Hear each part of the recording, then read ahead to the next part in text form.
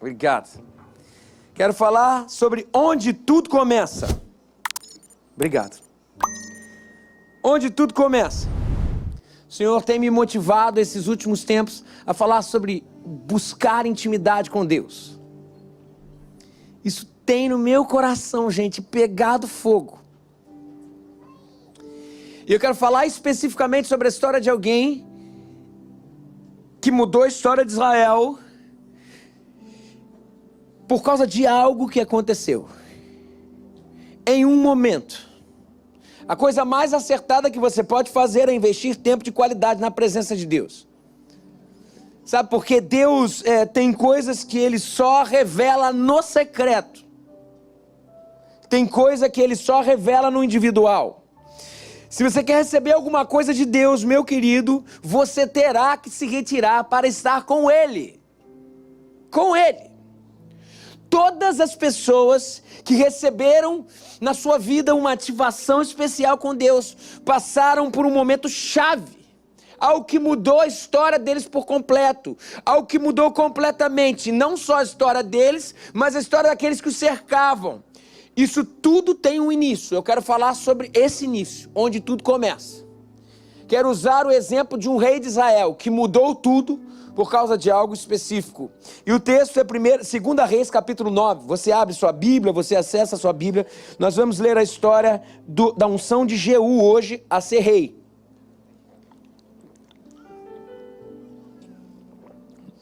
Segunda Reis, capítulo 9, versos de 1 a 10.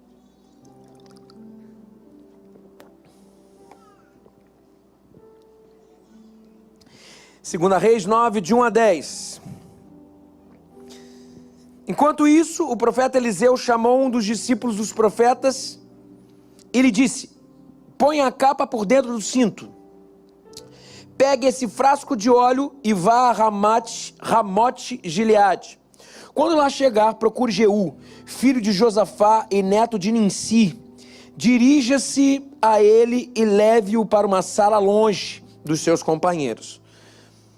Depois pegue o frasco, derrame o óleo sobre a cabeça dele e declare: assim diz o Senhor, eu o estou ungindo rei sobre Israel. Então abra a porta e fuja sem demora. Então o jovem profeta foi a Ramote Gileade. Ao chegar, encontrou os comandantes do exército reunidos e disse: trago uma mensagem para ti, comandante. Olha, Jeú era um comandante do exército, era um soldado do exército. E o moço de Eliseu foi a ele com uma mensagem. Versículo 5. Ao chegar, encontrou os comandantes do exército reunidos e disse: trago uma mensagem para ti, comandante. Para qual de nós? Perguntou Jeú. Ele respondeu: para ti, comandante. Jeú levantou-se e entrou na casa. Então o jovem profeta derramou o óleo na cabeça de Jeú e declarou-lhe: assim diz o Senhor, o Deus de Israel, eu o estou ungindo rei de Israel, o povo do Senhor. Você dará fim à família de Acabe, seu senhor, e assim eu vingarei o sangue dos meus servos, os profetas, e o sangue de todos os servos do Senhor derramado por Jezabel. Toda a família de Acabe perecerá. Eliminarei todos os de sexo masculino de sua família em Israel, seja escravo ou seja livre. Tratarei a família de Acabe como tratarei a de Jeroboão, filho de Nebate, e a de Baasa, filho de Aías. E Jezabel será devorada por cães num terreno em Jezreel, e ninguém a sepultará. Então ele abriu a porta e saiu correndo. Acabei de ler um momento paradigmático para Israel. A partir daqui, Jeú foi ungido para ser rei e destronar o rei anterior. Não sei se vocês conhecem a história, mas esse é um dos momentos mais sombrios que Israel teve. Quem estava na liderança de Israel, como rei de Israel, era filho de Acabe com Jezabel. Vocês viram? Só gente boa. Acabe e Jezabel. Quem foi Acabe e quem foi Jezabel? Jezabel foi uma mulher que era líder de adoração de Baal. Acabe, um rei frouxo que deixou essa demônio, a gente sabe muito bem, Jezabel é tido na Bíblia inteira como personificação do próprio diabo. Jezabel e Acabe reinavam em Israel, apesar de não estarem mais no governo, que era o filho deles. Acabe já tinha falecido, mas Jezabel usava o seu filho para governar Israel. Nós estamos falando de uma época sombria na história de Israel, que inclusive é muito parecido com as épocas de hoje. A época, eu quero fazer um paralelo com uma época em que existia um clamor de algo novo de Deus, com essa nossa época que existe um clamor de algo novo de Deus, uma vez que o secularismo tomou conta, uma vez que a não-verdade tomou conta, uma vez que a imoralidade está cada vez mais proeminente. Por volta de 850 a.C., a idolatria era o que prevalecia. A imoralidade é o que ditava a toada. A injustiça era o modus operandi. A opressão do pobre, a opressão daqueles menos favorecidos, a violência, isso tudo acontecia por causa de uma mulher chamada Jezabel. E por causa dessa mulher, Israel se desviou do caminho do Senhor. Não tem como. Quando caminhamos em direção ao que Deus não nos ordenou, a gente caminha em direção à morte. O salário do pecado é a morte. Era exatamente isso que acontecia aqui. Elias, ele tinha confrontado Acabe. Elias, o profeta antes de Eliseu, nós estamos na época de Eliseu. Eliseu sucedeu Elias. Elias tinha confrontado Acabe, mas quando Elias foi para o céu, Jezabel e Acabe ainda continuavam no poder. O trono de Jezabel não foi derrubado. O governo do diabo ainda continuava intacto em Israel. Quem prevalecia era a maldade. E Deus prometeu para Elias que livraria Israel na próxima geração. Eliseu, que é o profeta aqui na vigência, o seu sucessor vai ungir Jeú para estabelecer justiça na terra. Ele manda o seu moço até lá, e quem unge Jeú para algo específico é o moço de Eliseu, que é da tradição profética também.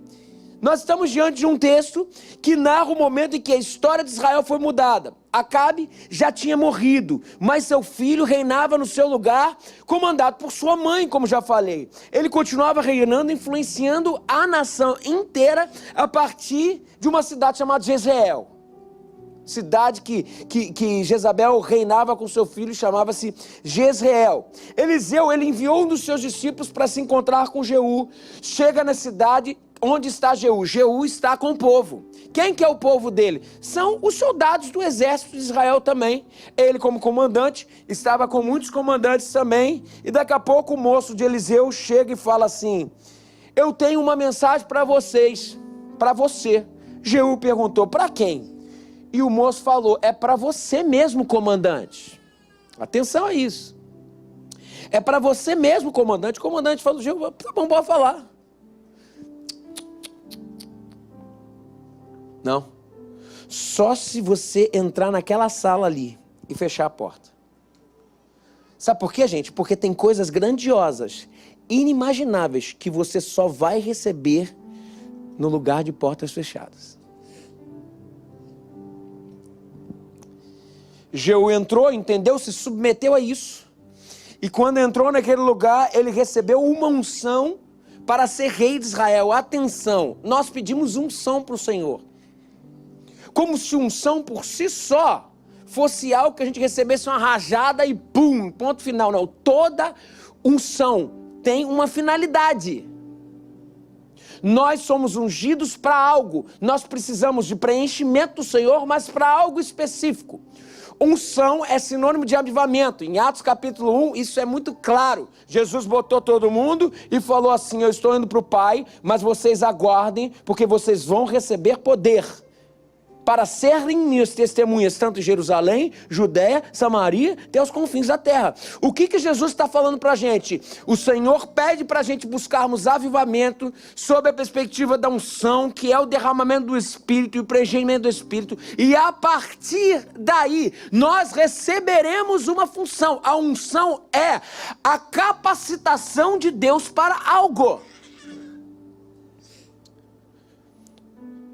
Pois o moço de Eliseu ungiu Jeú. para ser rei de Israel. Jeú saiu da sala e foi em direção aos seus comandantes e falou: olha o que aconteceu, isso e isso.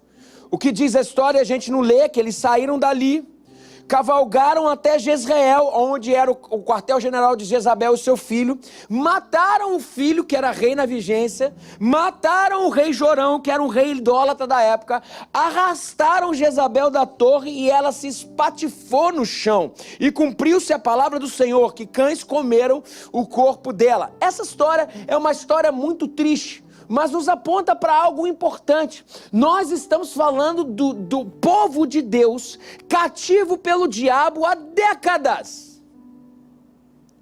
com um ciclo de morte e destruição. Agora vejam algo muito importante. Quando aquele profeta chegou e pediu que Jeú se levantasse entre seus companheiros e se dirigisse àquela sala, Jeú não tinha a menor ideia de que Deus iria transformar o país dele, o Israel, num dia, num momento. Entenda a força dessa história. Após décadas de opressão de Israel, após décadas de imoralidade, após décadas de morte, após décadas de transgressão, como Jeú poderia imaginar que a história de Israel mudaria num dia e através dele a partir de uma situação? Quantos de nós sonham e dizem: Senhor, sara minha terra, Senhor, muda a minha vida, Senhor, muda a minha família, Senhor, altera o contexto ao meu redor. Muitos de nós sonhamos que isso aconteça, mas o texto diz que para isso acontecer, algo precisa ser ativado, algo precisa acontecer em nós primeiro, antes de acontecer ao nosso redor. Existe um lugar onde tudo começa. Existe um ponto de ignição. O primeiro passo para Israel mudar foi a decisão tomada por um homem apenas, que teve um encontro com Deus num quarto, para que a mensagem fosse entregue. E a unção, poder de Deus para algo, a unção derramada, foi necessário que Jeú se levantasse, se separasse e fosse para uma sala interna. Apenas ali Deus poderia ungí-lo e lhe entregar uma palavra que mudaria o destino da sua vida e de toda uma nação. Jesus já ensinou isso para a gente. Jesus reuniu seus discípulos e disse algo: ei, discípulos, eu tenho algo importante para falar para vocês. Preste atenção, você é meu discípulo, você precisa ter comunhão comigo. Mateus 6,6 fala assim: mas quando você orar, e aqui eu já paro, não é se você orar, é quando você orar. Sabe por quê, gente? Porque crente ora. Mas quando você orar, vá para o seu quarto, feche a porta e ore ao seu pai que está no secreto. Então o seu pai que o vê no secreto, atenção, a oração parece uma experiência em que a audição predomina, mas o pai não ouve, o pai vê. Sabe por quê? Não importa o que você fala, o que ele quer ver é a sua ação de entrar no quarto. De vez em quando a gente não consegue nem falar, gente. A gente não sabe, é o que o texto bíblico fala. Nós não sabemos orar, por isso tem o Espírito que intercede por nós.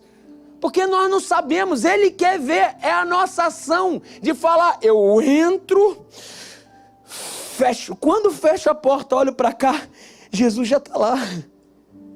Ele já abre o braço e fala assim: que bom que você veio, era só isso que eu queria. Entre no seu quarto e ore ao seu pai que está no secreto. Então o seu pai que vê no secreto o recompensará. Preste atenção em algo. Uma nação foi mudada e uma grande corrente de maldição de décadas foi quebrada quando, chamado por Deus, um homem aceitou o convite e entrou num lugar separado para ficar a sós com Deus. Se você deseja receber direção de Deus e entender o que Deus está fazendo e descobrir o seu papel na história, porque aquele homem descobriu o seu papel na história, ele era um soldado. Ele era uma pessoa a serviço do exército e um dia ele se transformou num líder que mudou o ciclo de destruição do seu país. Se você deseja entender o seu lugar na história, se você deseja isso, você precisa ir para o lugar secreto com Deus. Você só descobre seu destino quando se separa com Deus. Deus estava prestes a mudar a história de Israel, mas a primeira coisa que ele faz para isso foi chamar alguém para se separar num quarto secreto.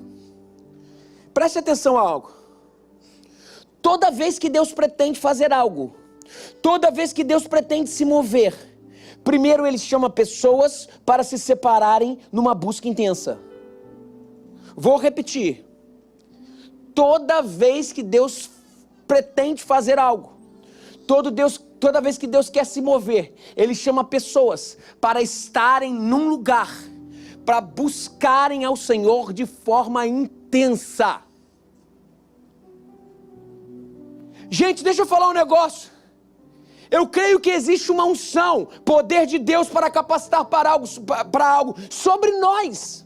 Eu creio que existe um poder de Deus, uma ativação sobrenatural, que você vai encontrar em outro lugar, se não vai encontrar apenas no lugar secreto. É o lugar secreto. O lugar secreto é onde você vai se separar das outras pessoas para receber de Deus.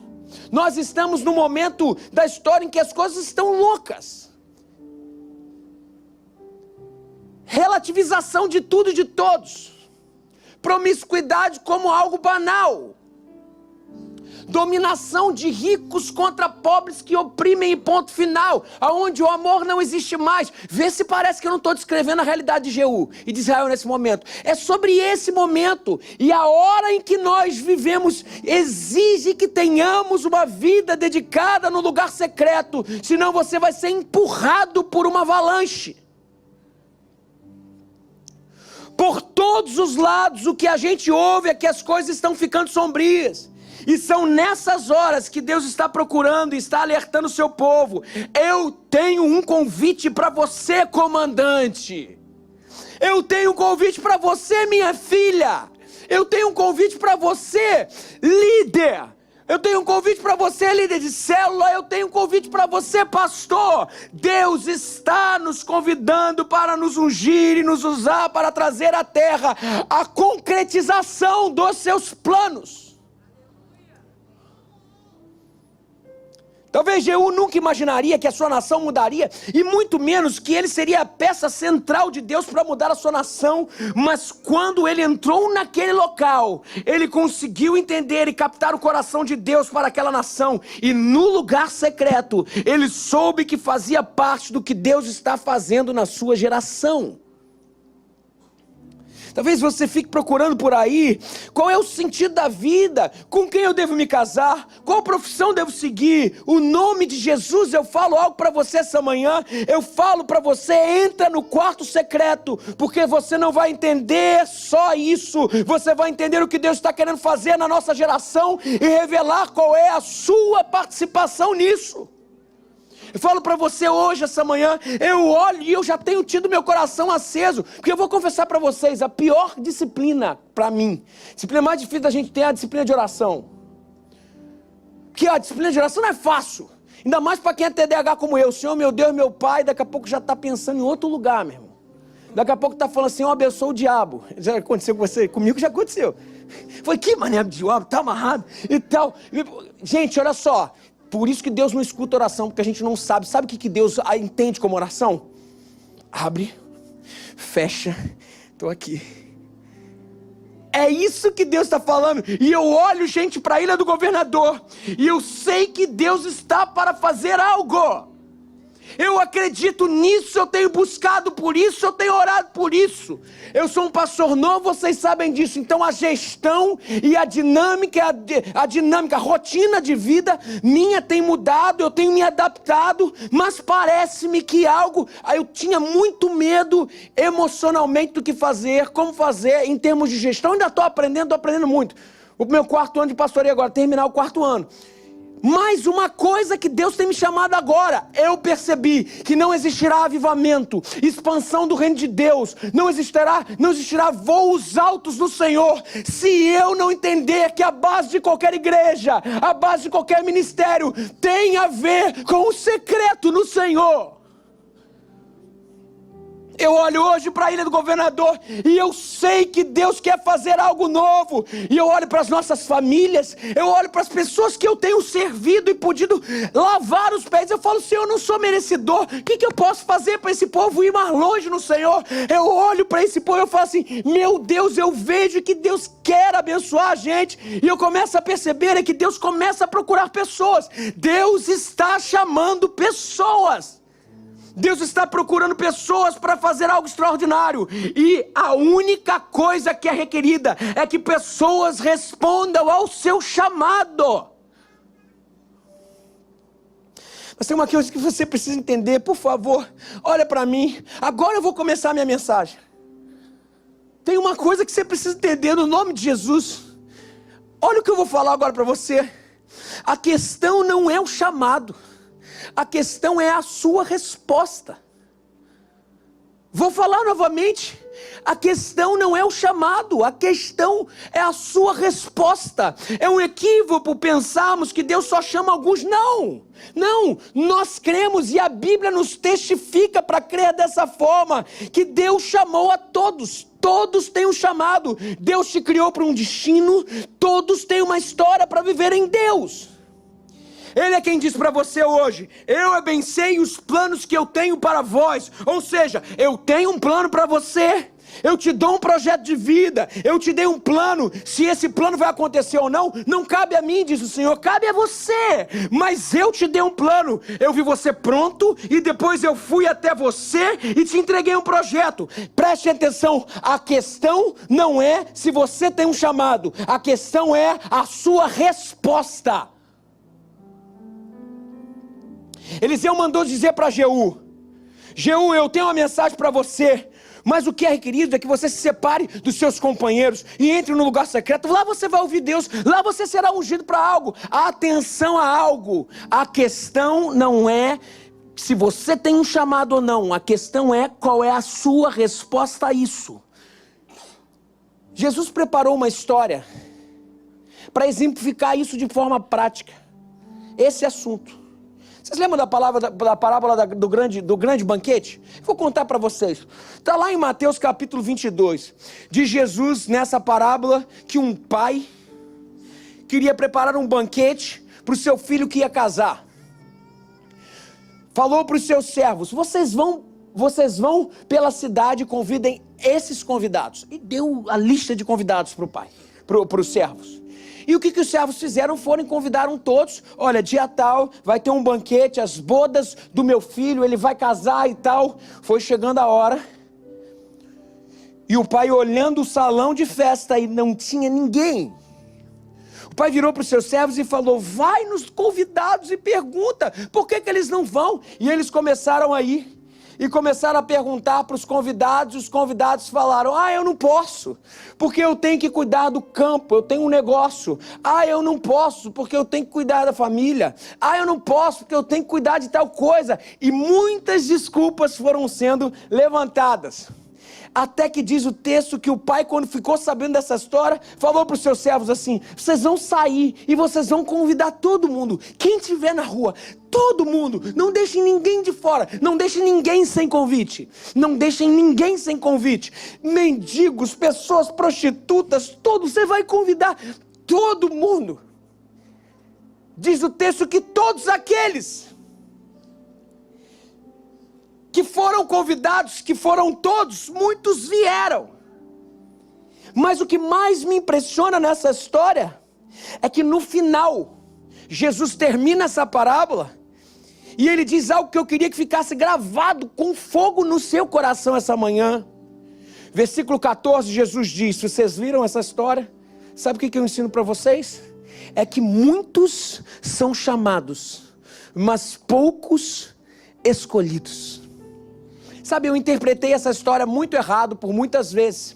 Parece que dá uma impressão numa leitura bem rápida, sem entender o contexto da história, que Deus tem seus escolhidos, seus prediletos. É o pastor, é o cara que toca bem, é o cara que canta bem, é o cara que ensina bem, é o cara que pode estudar. Não é isso que a parábola diz. Muito pelo contrário, a palavra diz que Deus chamou a todos. Deus chamou todo mundo para um banquete, todos, mas muitos inventaram desculpas. Eu não posso porque eu tenho que fazer a minha faculdade. Eu não posso porque eu tenho uma obrigação. Jesus declarou nessa parábola que no coração de Deus tem uma tristeza. Existe uma tristeza no coração de Deus, e a tristeza é: apesar de eu chamar muitos, poucos são os que aceitam o meu convite. Por isso é que eu falei enfaticamente que não importa o convite. O que importa de verdade é a sua resposta. É a sua resposta. E eu te peço algo essa manhã, no nome de Jesus: responda, por favor. Responda, por favor. Eu ouvi um pastor dizer uma história muito legal, que um pastor da Visão Mundial foi pregar na igreja dele. Um pastor missionário de uma agência missionária da Visão Mundial foi pregar na igreja dele. Daí ele chegou lá, ele pregou sobre o que Deus estava fazendo, não sei o que. Esse pastor estava sitiado na cidade dessa igreja onde ele foi pregar. Aí no final da pregação ele falou assim: gente, eu tenho um convite para fazer para vocês. Ele fez um apelo. O apelo foi o seguinte: o meu apelo é que eu vou estar mudando. Estava indo para um outro lugar, para uma outra missão. Só que eu tenho um problema, eu moro no 11º andar e tem um piano de cauda que eu precisava que alguém me ajudasse a pegar esse piano. E eu tenho também outra informação. Sem elevador. Aí ele pediu assim: quem pode? Levanta sua mão, por favor.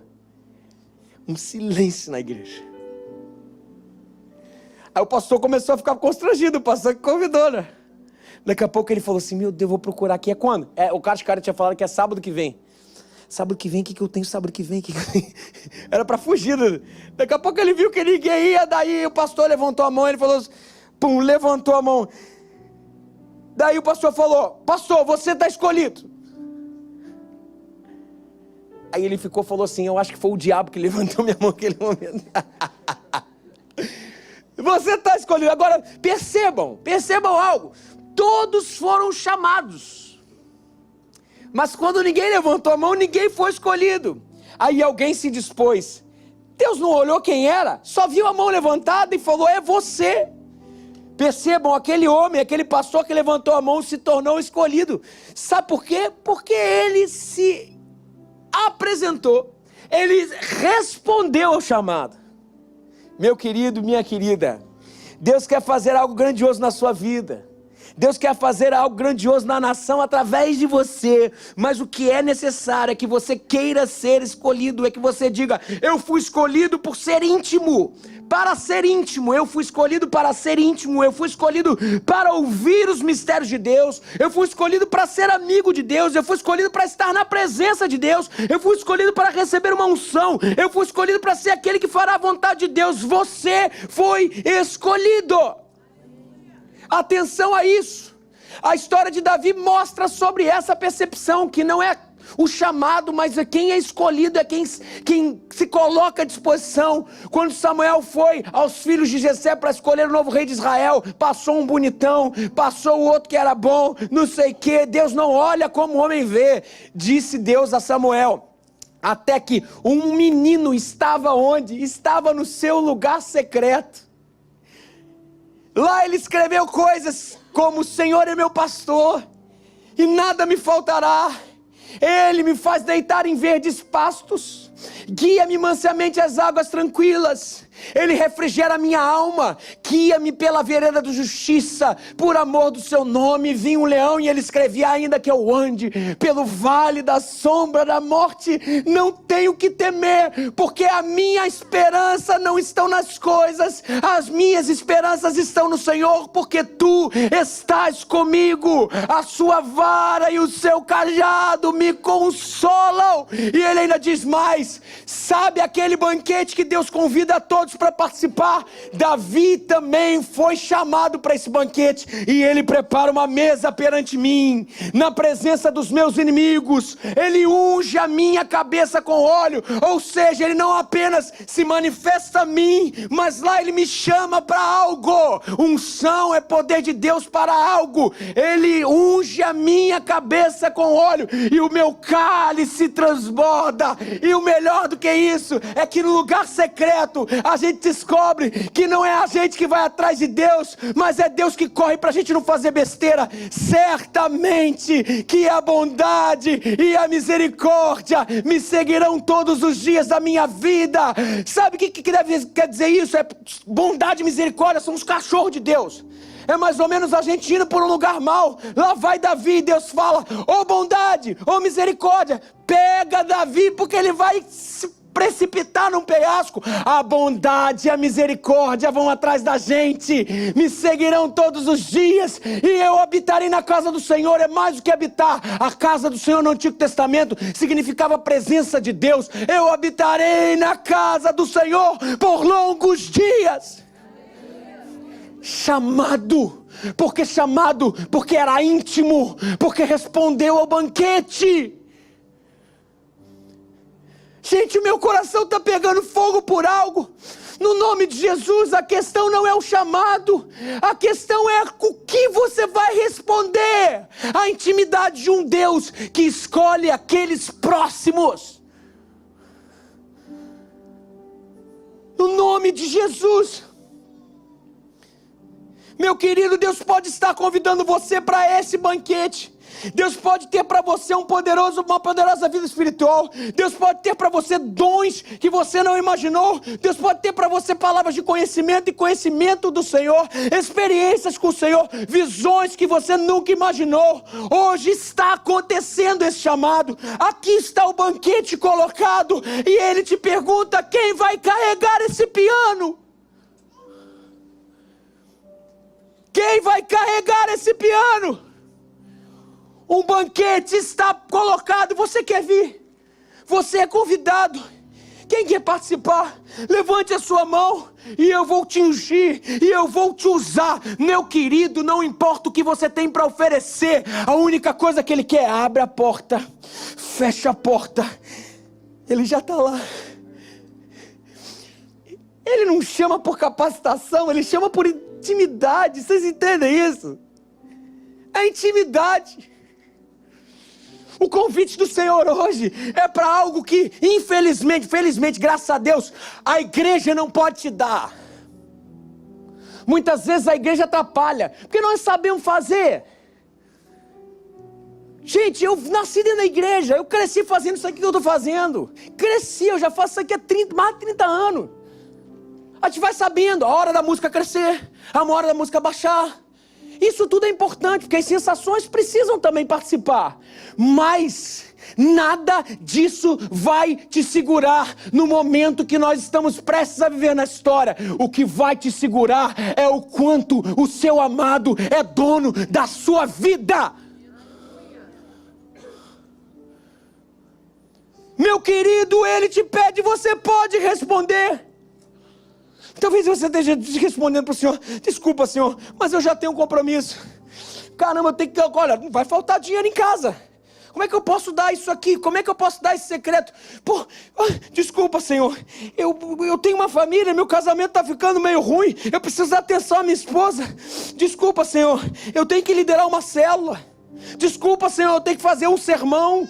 Desculpa, Senhor, eu tenho que liderar um ministério. Eu não falo de ministério, de célula e de sermão hoje. Eu não estou falando sobre coisas que fazemos para Deus. Eu estou falando do amigo, amizade, do amigo chamado Deus, e esse lugar de amizade.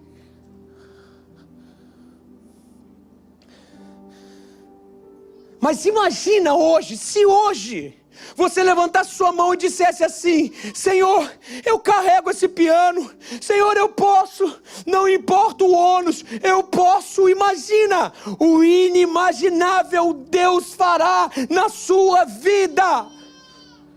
Nessa manhã Jesus entra aqui, e Ele está aqui agora, e te fala: eu estou procurando hoje aqui pessoas que se darão inteiramente para esse lugar secreto chamado oração.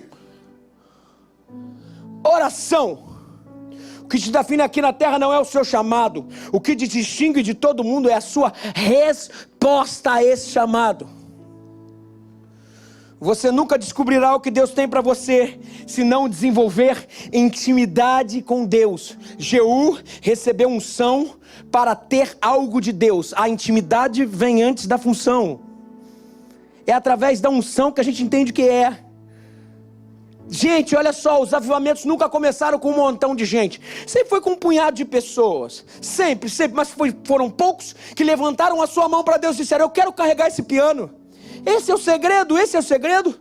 Se você disser sim ao convite de Deus e se dedicar à comunhão íntima com aquele que te ama tanto, Ele vai fazer algo nascer dentro de você, que vai se espalhar ao seu redor. Mas infelizmente a maioria não desfruta desse banquete do rei. A maioria diz: eu não tenho tempo, eu estou muito ocupado, essa não é a minha prioridade agora. O segredo é o lugar secreto, pessoal. O segredo é esse. Deus vai mudar e capacita pessoas que estão lá e chama para algo, mas é através de gente que entendeu que o pai, o amigo, é mais importante do que a reunião solene, é mais importante do que os cargos. Eu sou um apaixonado por avivamentos, e de vez em quando Deus faz, não só Deus faz, mas existe um match entre o que o homem pode produzir para se chegar a Deus e a vontade de Deus para fazer. Tenho lido sobre isso, e um dos avivamentos que mais me impactou foi o avivamento que aconteceu no Clube Santo em Oxford, na Inglaterra. Esse avivamento aconteceu no século XVIII. Gente, a igreja da Inglaterra estava morta, frutos do racionalismo inglês estavam por todo lado. Eles não criam mais no poder de Deus, não criam mais na Bíblia como centro, como palavra inerrante. A igreja estava com um vale de ossos secos, não havia rigor na igreja, não havia brilho nos olhos de ninguém. As igrejas se reuniam, mas não tinham ninguém no banco, eram vazias, eram cemitérios de uma história apagada. Os púlpitos estavam comprometidos, pregadores pregavam sermões mortos, quando de repente Deus levantou um grupo de estudantes para orar por avivamento. Deixa eu falar para os jovens: jovens, eu vos escrevo porque sois fortes e já venceste o maligno. Deixa eu te falar algo: vocês são fortes, no nome de Jesus. Busquem ao Senhor e levem a gente no esteio de vocês. Vivam experiência com Deus, busquem o secreto. Gente, a gente vai na onda de vocês. Eu não tenho nenhum problema de botar minha viola no saco, eu não preciso liderar avivamento, eu quero só que o avivamento aconteça. Jovens começaram a buscar ao Senhor. Sabe quem eram esses jovens? Lá estavam John Wesley, lá estava George Whitefield, lá estava o irmão do John Wesley, o Carlos Wesley, e eles oravam para o avivamento, eles confessaram os seus pecados, e eles buscavam a Deus, e eles choravam diante de Deus, e clamavam pela madrugada. E vejam bem, na noite do dia 31 de dezembro, gente, virada do ano dos caras era orando, bicho. Era buscando e falando: Senhor, a gente quer a sua presença. Dia 31 de dezembro de 1739, às 3 horas da madrugada, os céus se fenderam, Deus derramou sobre eles o Espírito Santo, e esse avivamento varreu a Inglaterra. Centenas de milhares de pessoas convertidas, porque um grupo de estudantes começou a buscar a Deus em oração, resolveu aceitar o chamado de Deus para o secreto. No secreto, Deus ungiu, no secreto, Deus levantou líderes para uma nação. É no secreto. É no secreto. Penso que foi a Igreja Tabernáculos de Londres no século XIX com Charles Spurgeon, e a gente conhece muito bem, um grande avivalista inglês. Tinham 12 mil pessoas, domingo após domingo, se reunindo, e ele pregava o evangelho para aquele povo. Quando perguntaram para ele: Spurgeon, qual é o sucesso que está acontecendo aqui? Ele disse: é porque tem uma usina de poder nessa igreja. Toda segunda-feira essa igreja se reúne para orar e buscar o poder de Deus. Todo culto, enquanto eu estou orando, ele pregava no segundo andar. No andar de baixo embaixo tem centenas de pessoas intercedendo e me segurando em oração para que Deus constranja a conversão de almas, constranja o arrependimento de pecados. É exatamente sobre isso. Deixa eu falar, não há poder sem oração, não há avivamento sem oração. Não há. Amanhã, 8 horas da noite, lá na Igreja Batista do Tauá, a nossa igreja vai se reunir presencialmente para orar. 8 da noite. O Senhor tem me incomodado. A gente precisa aprender a orar, gente. A gente precisa aprender a orar. Porque oração também se aprende. Você vai ganhando gosto à medida que você ganha parceiro. Você pega relacionamento com pessoa e fala, vou ligar para fulano. Fulano é meu parceiro de oração. Isso não é coisa fácil de acontecer não, mas você tem que ir testando. Pega um, vê com o outro, vai você pro secreto, bota uma musiquinha lá, vê se aquela musiquinha te agrada. Os caras meio doidos que fogem com a música, deixa sem música. É o meu caso, eu até vou com música, mas não pode ter letra. Senão já era, eu vou para lá. Dá o teu jeito, mas nós precisamos. Tudo começa num lugar chamado oração. Oração amanhã 8 horas. Quero ver você lá. Agora teve um avivamento que me impactou também, que é o último que eu quero falar. Foi o principal avivamento do século XX, provavelmente um dos principais avivamentos do século XX, que aconteceu na África do Sul, através da missão Kwasi Zambantu. É uma missão e foi um dos avivamentos mais importantes do século XX, 1966, mais especificamente. O pastor Hélio Stingen, ele era um missionário entre os Zulus, e ele era missionário dentro dos feiticeiros. Anos, eu vou falar mais sobre esse avivamento, eu quero fazer uma segunda mensagem sobre essa, falar só sobre o avivamento. Anos e nenhuma conversão. E nada acontecia, até que um dia ele estava pregando sobre o poder de Deus, e uma mulher falou, pastor, eu acredito nisso que você falou de poder de Deus, mas eu tenho que te pedir algo. Se esse Deus pode fazer algo, por que ele não vai? Por que o senhor não vai lá em casa e liberta a minha filha, que está há mais de 10 anos, aprisionada, endemoniada? A gente já até amarrou ela está anos amarrada. Você iria? Aí o cara chegou lá, tentou. Nada, não saiu nada. Ele chamou todos os pastores da região e nada aconteceu. Aí sabe o que ele falou? Eu estou envergonhado diante dessa sociedade. Os frutos do meu ministério são pífios. Eu vou embora para o meu país. Quando ele estava saindo, Deus falou para ele assim, ó, você tem que voltar para o teu secreto, você tem que buscar. E ele começou a buscar em oração, até que o Senhor veio com um derramamento sobre ele e sobre as pessoas que estavam cercando. Tudo começou no lugar de oração, buscando poder, com choro pelo pecado, com arrependimento, fechamento de brechas para viver santificação, clamou pela presença de Deus, até que o Espírito Santo foi derramado. Os cativos foram libertos. A primeira foi essa menina. Os cativos foram libertos. Os feiticeiros, que era o lugar onde ele era o público-alvo deles, eles toda manhã, diz os relatos, toda manhã de manhã tinham 30 a 50 feiticeiros na porta deles, pedindo Jesus na porta dele. O que eu posso fazer para ter essa vida que você tem? Sabe o que começou a acontecer? A gente reclama que não tem um lugar. Lá eles não tinham realmente nada, nem um cinema com ar-condicionado. Era num campado assim. Num campado ele botava o som e começava 10, 15, 20, 30, 50 mil pessoas, 100 mil pessoas, 200 mil pessoas. Algo aconteceu que mudou a história da realidade. Isso é fruto do que aconteceu no lugar secreto. No lugar secreto. Nós sabemos e nós presenciamos um tsunami na Indonésia há pouco tempo. E aconteceu algo muito específico, que me impactou demais. Eu quero já chamar o pessoal do Ministério de Louvor para cá. O pessoal do vocal pode ficar, daqui a pouco você sobe quando eu começar a contar. O pessoal do Ministério, senão todo mundo dispersa, olha para todo mundo. Nós sabemos, olha o que aconteceu com o tsunami. O tsunami arrastou e matou muita gente, a gente sabe disso. Mas teve um perfil das pessoas que morreram. As pessoas que morreram, todas elas, não estavam no térreo. Do segundo andar para cima, ninguém morreu. Ou seja, só o térreo, as pessoas do térreo morriam. Do segundo andar para cima, ninguém morreu. Gente, deixa eu falar um negócio para vocês, eu quero fazer uma grande metáfora. Hoje nós vivemos um tsunami de incredulidade, maldade, relativismo, e Deus manda eu te falar algo essa manhã. Quem estiver com o pé no chão nesse tempo, vai ser levado por esse tsunami. Só resistiremos se tirarmos o nosso pé do chão. Tire o seu pé do chão no nome de Jesus. Responda ao chamado de Jesus para a sua vida. Vá para o lugar secreto.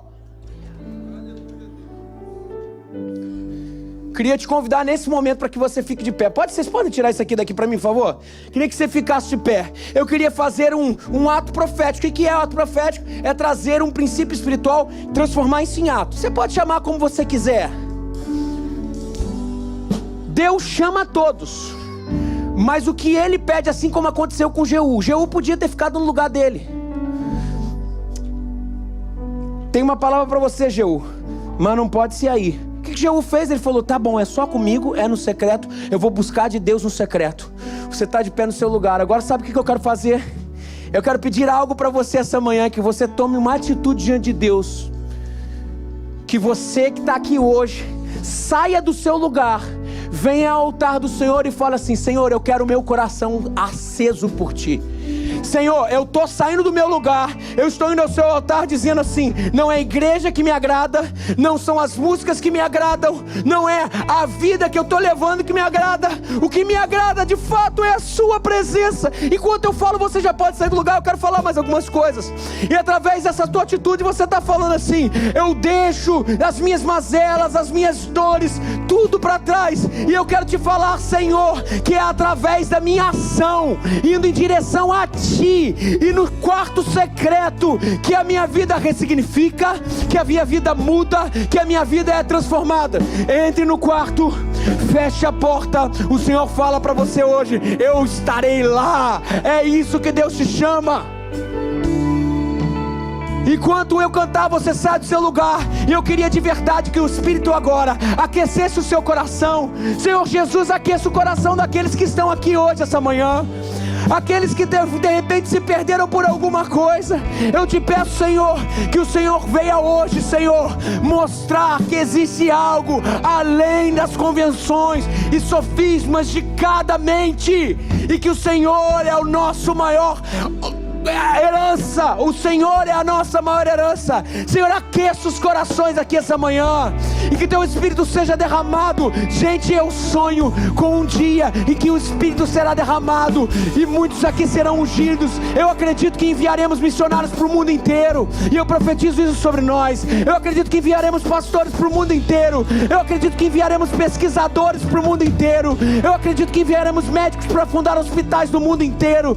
Eu acredito que nós enviaremos pedagogos para formar escolas que apontam Cristo como centro para o mundo inteiro. Eu acredito, mas isso tudo começa com o chamado do Senhor ao secreto, onde tudo começa no secreto. E eu queria te pedir nesse momento que você levantasse a sua voz e dissesse, eu quero estar contigo. Fale ao Senhor, eu já coloquei as minhas vestes brancas, vamos cantar. E eu já coloquei as minhas vestes brancas, estou só te esperando. Vem, vamos dançar, Maranata,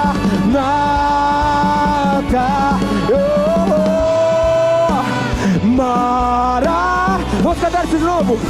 E eu já coloquei as minhas vestes brancas, estou só te esperando. Vem, vamos dançar, Maranata. Se jogue na presença do Senhor. Tenha o seu momento de intimidade com o Senhor. Diga, tem fogo, tem fogo, tem fogo, tem fogo nos olhos. Eu não imaginava que era lindo assim, que era lindo assim. Meu noivo esperado, eu abro a minha casa, pode morar aqui. Tem fogo, tem fogo, tem fogo nos olhos. E eu não imaginava que era lindo assim, que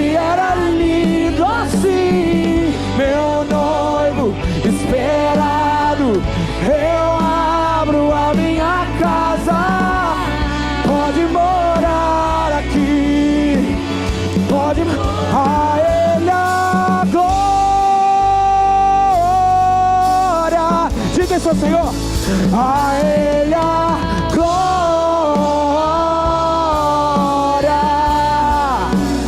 A Ele a glória. Pra sempre. Amém. A Ele a glória. A Ele a glória.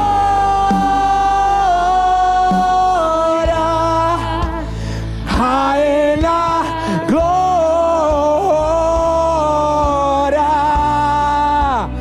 A Ele a glória. Pra sempre, e sempre, e sempre. Amém. Vamos falar mais uma vez. A Ele a glória. A Ele a glória. A Ele a glória.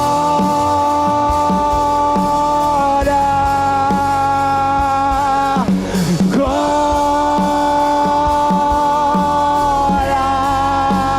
A Ele a glória.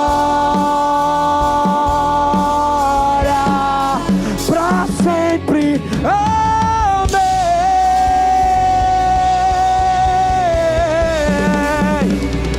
Senhor Jesus, nós nos dedicamos a Ti, Senhor. A quem tenho eu no céu além de Ti, e não há na terra quem eu queira mais que a Ti. É só o Senhor que é o início, é só o Senhor que é o fim. Que comece em Ti, numa relação contigo. E eu te peço no nome de Jesus, que o fogo não pare de arder nos nossos corações. Senhor Jesus, acende o fogo no nosso coração. Senhor Jesus, nos dê vontade não apenas de fazer, mas nos dê vontade de ser. Nós somos filhos e amigos. Nós entramos no quarto hoje, fechamos a porta e nós dizemos: nós somos felizes nesse lugar chamado intimidade. Nós somos felizes nesse lugar onde eu e o Senhor bastamos.